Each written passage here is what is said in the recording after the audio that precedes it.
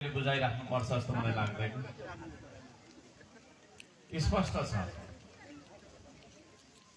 हामी यो देशमा विभेदको विरुद्ध लडिराखेका छौँ।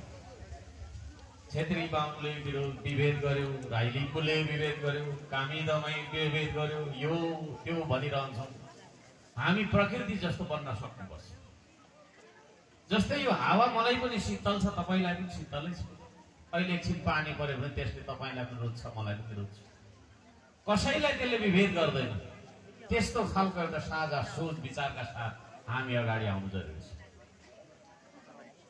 प्रकृति जस्तो बन्नुपर्छ, हामी कसैलाई विभेद गर्न नजान्ने है।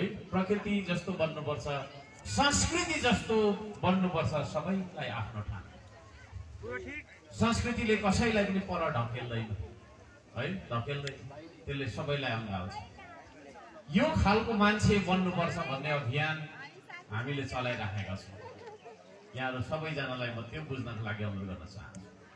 श्रमको मात्रै कुरा गर्ने, खालि बेलचा र तपाईँको गैँतीको मात्रै कुरा गर्ने, पसिना काट्ने कामको मात्रै कुरा गर्ने भन्ने कुरा होइन। म सबैजनालाई बुझ्नका लागि अनुरोध गर्न चाहन्छु। हामीले गरिरहेको श्रम अभियानको विशेषता भनेको विभेद रहित समाजको निर्माण हो।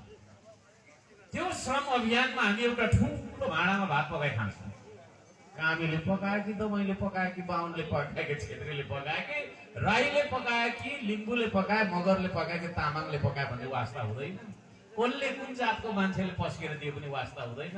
बाहुनले पनि थापेर खान्छ है, क्षेत्रीले पनि थापेर खान्छ, राईले पनि थापेर खान्छ, सबैले थापेर खान्छ। त्यो खालको विभेद रहित समाजको सिर्जना हामीले श्रम अभियानबाट गरिरहेका छौँ। मलाई थाहा छ दमक होइन यो देशको एउटा नमुना सहर हो।